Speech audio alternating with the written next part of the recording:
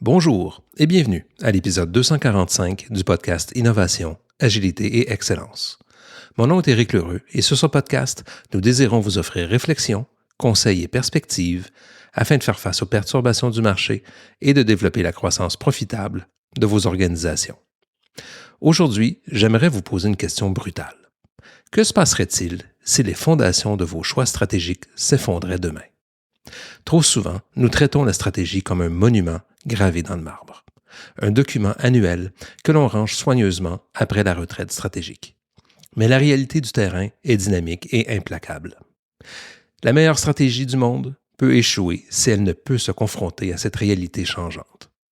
Si vous ne monitorez pas activement les hypothèses qui soutiennent vos choix, votre stratégie est un pari risqué sur un passé qui n'existe plus. Aujourd'hui, nous allons explorer comment transformer votre stratégie statique en un système vivant et agile. Nous allons couvrir 4 points essentiels. Le cadre de qu'est-ce qui doit être vrai pour identifier vos hypothèses de succès, 4 regards critiques à surveiller, pourquoi l'agilité est votre meilleure défense contre l'obsolescence et enfin, l'importance d'instaurer une routine de gestion pour aligner votre vision et votre exécution en continu. Allons-y.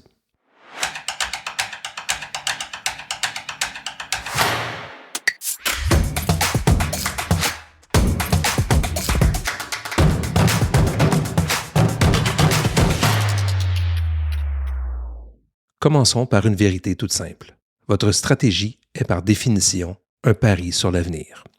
Lorsque vous avez défini vos choix pour créer, bâtir ou maintenir votre avantage concurrentiel, vous l'avez fait en vous appuyant sur des hypothèses. Vous avez supposé que vos clients auraient certains besoins, que vos concurrents réagiraient d'une certaine façon et que l'environnement avait une dynamique spécifique. Bien sûr, lors de la formulation de votre stratégie, vous avez testé ces hypothèses et dérisqué l'incertitude, ce qui vous a permis de faire des choix en étant confiant. Et dans ce contexte, le défi pour un dirigeant est de passer d'une logique de certitude à une logique de validation continue. La stratégie demande de regarder en avant, et en avant, il n'y a pas de données. Le cadre idéal pour identifier ces hypothèses clés, c'est de se poser la question suivante. Qu'est-ce qui doit être vrai pour que ce choix soit le bon? Ou bien qu'est-ce qui doit être vrai pour que cette stratégie soit la bonne? Vous pensez en termes d'éléments connus et d'éléments inconnus, et aussi en termes de ce qui est sous votre contrôle et hors de votre contrôle. Vous contrôlez les variables de votre organisation, mais vous ne contrôlez ni le client ni les concurrents. Et pour ce que vous ne connaissez pas, il vous est possible donc de tester des hypothèses et de valider pour dérisquer vos choix. En identifiant ces conditions de succès, vous ne travaillez plus dans le vide. Vous créez un système d'alerte précoce. Si l'une de ces fondations vacille, c'est votre signal qu'un pivot ou une adaptation est nécessaire avant que la situation ne devienne critique. Donc un conseil, identifiez ces conditions de vérité les plus fragiles de votre modèle d'affaires. Si l'une d'elles est bouleversée et s'avère fausse, votre stratégie s'effondre-t-elle? C'est là que votre attention doit se porter. Maintenant, discutons du premier radar que vous devez activer, celui de vos clients. Nous parlons souvent d'empathie client, mais en stratégie, l'empathie est un outil de mesure rigoureux. Vos clients n'achètent pas vos produits, ils embauchent votre solution pour accomplir une tâche précise. C'est ce qu'on appelle les jobs to be done. Mais attention, ces jobs évoluent. Les comportements d'achat changent, les critères de décision se déplacent. Pour rester pertinent, vous devez monitorer continuellement les feedbacks terrain qui remontent de vos équipes de vente et de votre service client. Ce sont eux, vos capteurs les plus précieux. Mais pensez aussi aux safaris clients et aux entrevues exploratoires périodiques. Je vous propose de réécouter les épisodes 237 et 134, où nous avons discuté à fond les approches à privilégier. Et retenez ceci, on parle souvent de l'importance de comprendre ce que nos clients recherchent, désirent accomplir, mais encore faut-il aller au-devant et discuter avec eux. Il est important d'éviter les a priori et de recueillir leurs perspectives.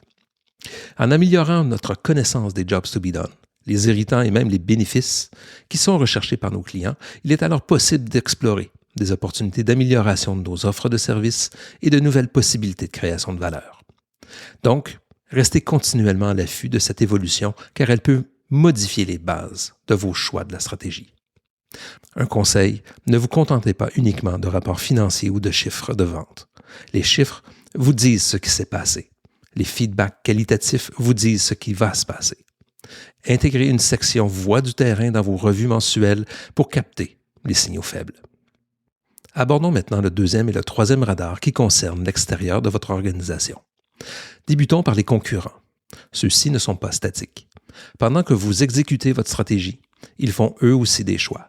L'idée n'est pas de les copier, mais de comprendre comment leurs mouvements, leurs alliances, leurs investissements, leur exploration technologique, comment leurs décisions pourraient bouleverser vos propres choix. Avec les différents outils d'intelligence artificielle combinés à l'écoute de vos forces de vente, il vous est alors possible d'assurer un monitoring continu. Ce qui est nécessaire, c'est de systématiser la collecte, l'analyse et l'évaluation des impacts. On en discute dans quelques minutes. Donc, comme conseil, identifiez leur propre modèle d'affaires, leurs sources d'avantages concurrentiels, leurs expériences et leurs projets d'innovation. Gardez le pouls sur tout changement qu'ils pourraient effectuer. Maintenant, discutons de l'environnement. L'environnement plus macro, les différents éléments qui affectent votre organisation. Les choix initiaux concernant votre stratégie ont été établis en tenant compte d'une réalité précise. Toute évolution à cette réalité peut invalider votre stratégie. Pensez donc à monitorer le cadre PESTEL, les variables politiques, économiques, sociales, technologiques et environnementales et légales. Ensuite, les différentes forces macroéconomiques, telles que les taux d'intérêt, les taux de change, l'inflation, et portez votre attention sur les nouveaux entrants et les produits substituts, et les dynamiques des joueurs dominants au sein de la chaîne de valeur. Les grandes tendances susceptibles d'affecter vos choix clients, de concurrents et de fournisseurs sont aussi à être considérées.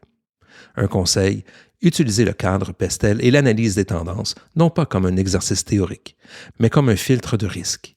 Demandez-vous, quelle variable représente aujourd'hui la plus grande menace pour notre rentabilité? C'est ce facteur que vous devez surveiller. N'hésitez pas à évaluer des scénarios et les impacts des facteurs de risque. Maintenant, tournons-nous vers le quatrième radar, celui de l'interne. On oublie souvent que la stratégie nécessite des capacités spécifiques pour être exécutée. Vos priorités prennent-elles racine dans les délais voulus? Avez-vous les ressources, les compétences clés et la culture, en plus de l'agilité nécessaire? On parle ici des must-have capabilities de Roger Martin. Les impératifs de l'organisation qui sont nécessaires à la réalisation de nos choix pour soutenir notre stratégie. Sans ces capacités clés, le comment gagner est impossible. Les variables internes sont sous votre responsabilité directe. Elles doivent s'adapter pour soutenir vos choix stratégiques. Si votre culture freine le changement, même la meilleure vision restera lettre morte. Dites-vous que l'agilité organisationnelle est le moteur qui permet de défendre vos choix actuels, tout en capturant de nouvelles sources de valeur. Est-ce que votre organisation soutient adéquatement la capacité de réalisation de votre ambition? Un conseil, évaluez régulièrement si vos ressources sont alignées sur vos ambitions. L'inertie interne est souvent le premier signe d'obsolescence stratégique. Assurez-vous de garder alignés les éléments clés de votre stratégie afin qu'elle soit désirable pour vos clients, réalisable par votre organisation, rentable économiquement et surtout adaptable pour le contexte d'affaires. Maintenant, parlons de la dimension gestion. Le succès d'une stratégie repose sur son intégration dans la routine de gestion et non pas sur un événement annuel isolé. Pour ce faire, il est crucial de s'assurer que les pratiques d'affaires et les mécanismes de revue des différents signaux, qu'on parle d'indicateurs ou d'observations, sont bien en place. Pensons aussi à la fréquence des revues. Celle-ci doit être adaptée au contexte de votre organisation. La clé est la fréquence. Votre système de gestion de la stratégie doit garantir que les facteurs critiques sont surveillés et que les observations sont régulièrement évaluées par l'équipe de direction.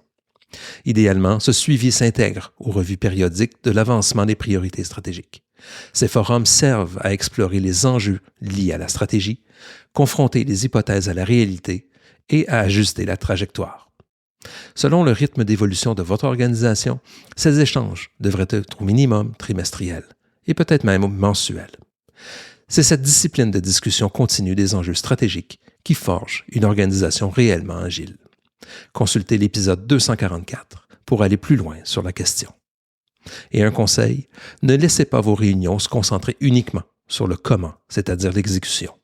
Réservez du temps pour le pourquoi, la validité de la stratégie face aux changements externes.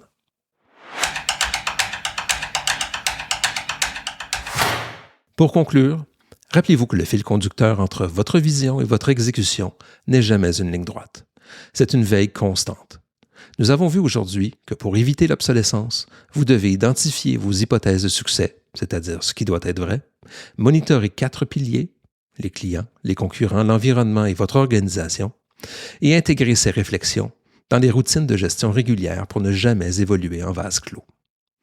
Comme prochaine étape, je vous propose cette semaine de faire un exercice simple avec votre équipe de direction. Listez vos hypothèses majeures qui soutiennent votre stratégie et les principaux choix. Ensuite, demandez-vous, avons-nous les données fraîches du terrain pour confirmer que ces hypothèses sont toujours valides? Et s'il vous est impossible de documenter ces hypothèses, votre organisation est peut-être plus à risque que vous ne le croyez. J'espère que cet épisode vous a plu. Vous pouvez consulter les notes de l'épisode sur notre site internet au www.inteliaconsulting.com/épisode 245 et si vous aimez ces idées et désirez explorer et maîtriser les leviers de l'action stratégique, abonnez-vous à notre newsletter hebdomadaire. D'ici notre prochaine rencontre, je vous souhaite une excellente semaine.